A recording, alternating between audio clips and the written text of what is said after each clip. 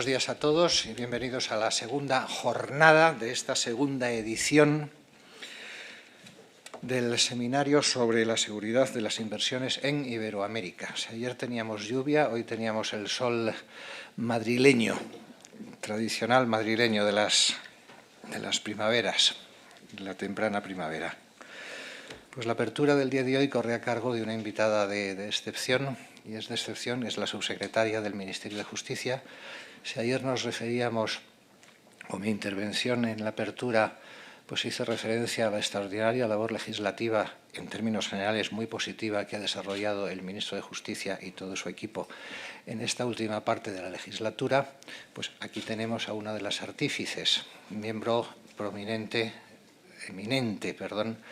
del equipo del Ministro de Justicia actual. Ha trabajado intensamente en muchísimas de las leyes que se han convertido en sustancia, sustrato, fundamento de la estructura jurídica de España modificada, como digo, en el último tramo de esta legislatura. Así que, Áurea, sin más,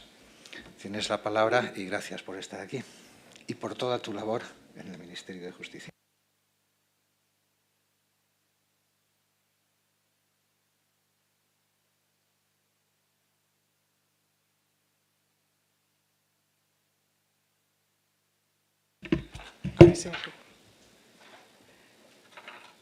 Bueno, quisiera que mis primeras palabras fueran de agradecimiento por esta invitación para participar en la presentación de la segunda sesión de las segundas jornadas sobre seguridad en las inversiones en Iberoamérica. Es un honor para mí estar hoy aquí y poder expresar así el apoyo institucional del Ministerio de Justicia a esta iniciativa tan relevante tanto para los operadores jurídicos como para los agentes económicos españoles y de la Comunidad Iberoamericana de Naciones.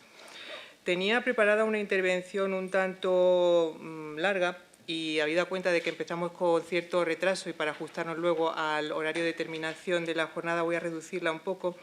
pero quería señalar que en el título de las jornadas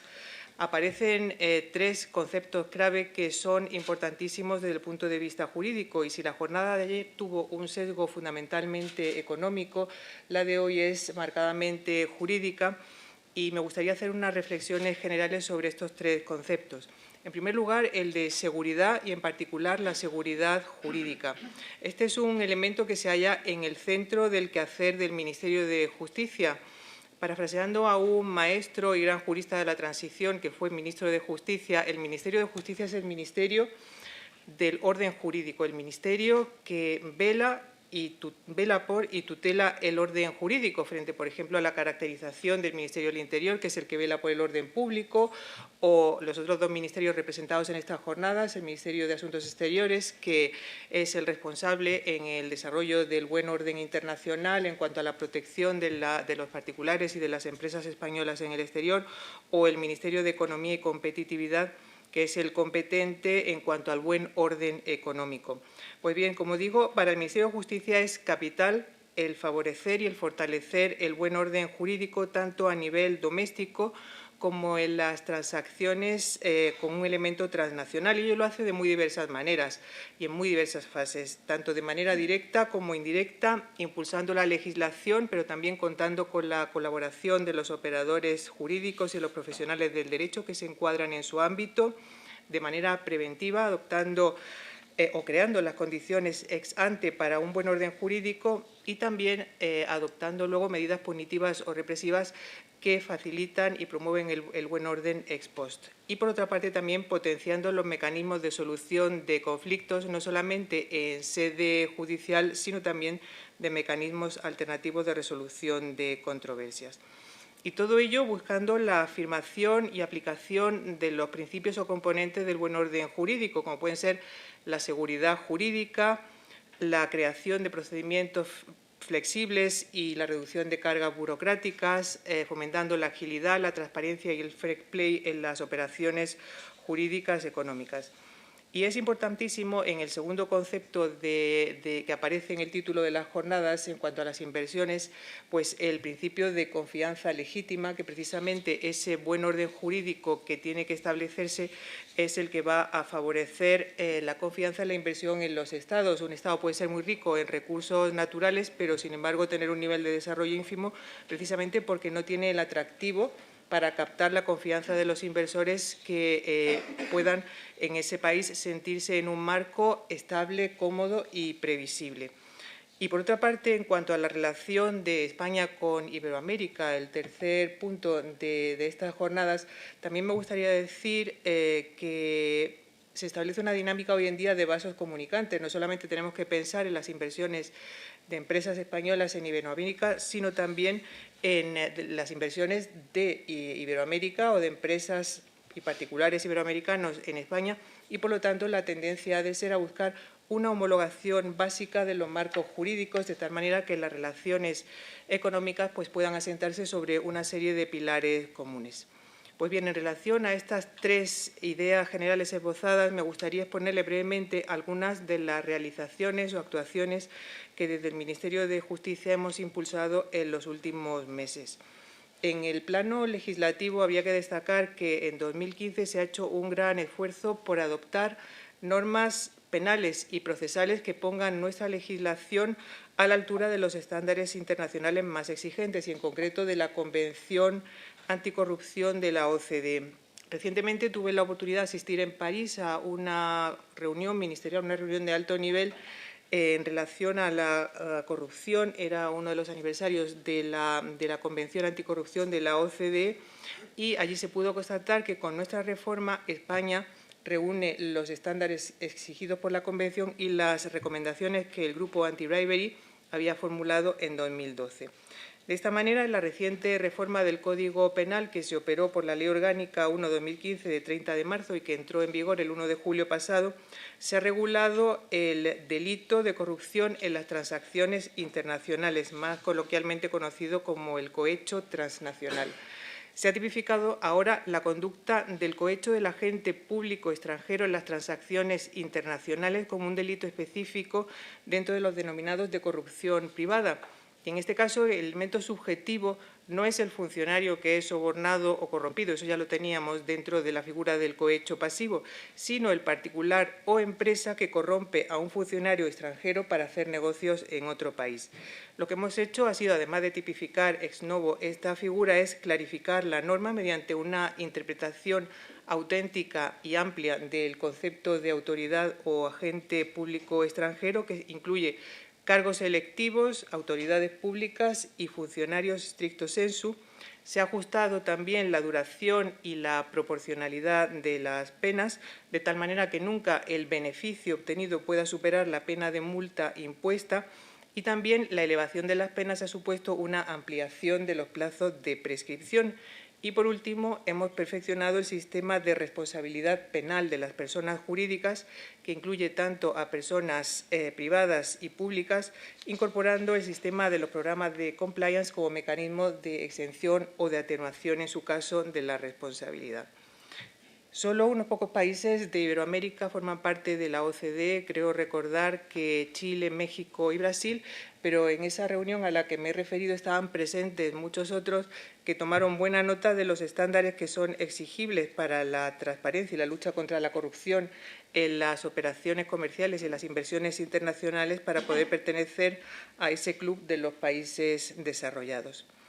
Otra de las medidas también legislativas importantes que se han adoptado el año pasado y que quizá ha pasado un poco desapercibida ha sido la Ley de Cooperación Jurídica Internacional, la Ley 29/2015 de 30 de julio de Cooperación Jurídica Internacional en materia civil. Digo que ha pasado un poco desapercibida en el mare magnum de leyes que hemos impulsado, quizá por su complejidad técnica y también porque no ha suscitado una gran polémica en su tramitación parlamentaria, ha sido una ley pacífica.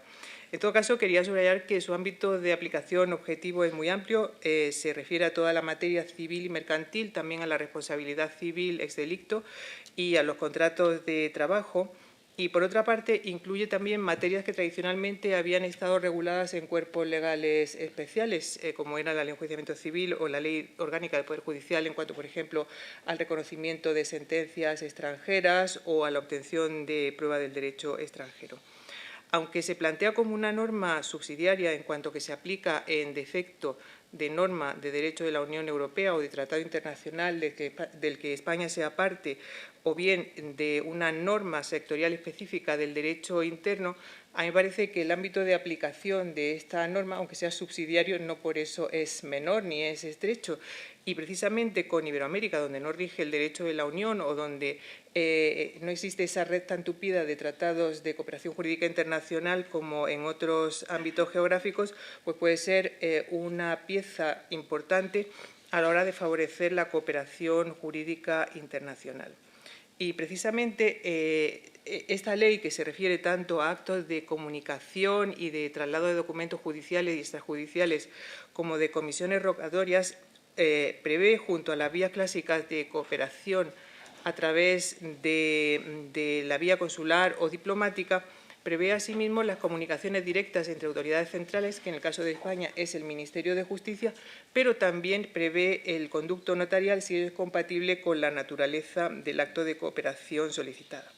Se ha pretendido facilitar de esta manera la circulación de documentos públicos intervenidos por notario que en realidad responden a la normalidad de la mayor parte de las relaciones privadas, tanto personales como económicas, que existen en el tráfico jurídico. Y lo que ha venido a establecer la ley es que no es necesario un procedimiento de reconocimiento previo específico del documento, sino que podrán circular los documentos expedidos por las autoridades públicas o España admitirá esos documentos emitidos por los notarios de otros estados, siempre que al menos produzcan el efecto equivalente que tienen en su país de origen. Y además, para facilitar asimismo el tráfico de esos documentos, se ha previsto, en el caso de que se refieran a instituciones desconocidas en el derecho español, se ha previsto la posibilidad de adaptación a una institución del ordenamiento español, con los límites, obviamente, del orden público. Pues además de estas piezas legislativas que creo que sientan marcos importantes de seguridad jurídica y de favorecimiento de las relaciones y transacciones económicas internacionales, me gustaría hacer alusión a que no solo la seguridad jurídica se construye a través de leyes, sino también con el ejercicio diario de las profesiones relacionadas con el derecho, y entre ellas pues el notariado, que es un actor de primer orden y un aliado estratégico del Ministerio de Justicia. Como he dicho en más de una ocasión, el notariado español tiene una altísima cualificación jurídica y también una gran potencia tecnológica, y en ese sentido pues no solamente emite una serie de documentos públicos cuyo tráfico está reconocido en otros países, sino que también actúa, pues, por ejemplo, en materia de blanqueo de capitales, de control del blanqueo de capitales, como ha reconocido el GAFI, y presta una asistencia importantísima al Gobierno, a los ministerios implicados en esto. Por otra parte, también querría decir que, fruto de la colaboración con el notariado español, que ha sido excelente en los últimos 18 meses, pues se ha aprobado la Ley 2015 de 2 de julio de jurisdicción voluntaria, que sienta las premisas de la desjudicialización de numerosas relaciones jurídicas de carácter no contencioso. Y en esta línea de buscar remedios a la sobrecarga y al retraso de la vía judicial, que es fuertemente apoyada por el Ministerio de Justicia, también encuentra reflejo la potenciación de los mecanismos alternativos de solución de controversias, como es el caso de la mediación y el arbitraje, del que se va a hablar hoy en una de las mesas redondas. Así que yo creo que, a través de estas palabras, pues vemos que en las líneas establecidas por el Ministerio, tanto de lucha contra la corrupción, en la potenciación de mecanismos alternativos de solución de controversias, el notariado ejerce un papel de colaborador, como he dicho, de aliado estratégico fundamental para el Ministerio de Justicia. Y dejando apuntados ya estos temas que van a ser el objeto de un análisis profundo en las mesas redondas del día de hoy, concluyo ya mis palabras agradeciendo nuevamente al Consejo General del Notariado la organización de estas jornadas. Creo que el interés del tema, la organización de calidad y los ponentes que han sido invitados auguran una larga vida a estas jornadas que espero que se repitan en un futuro. Muchísimas gracias.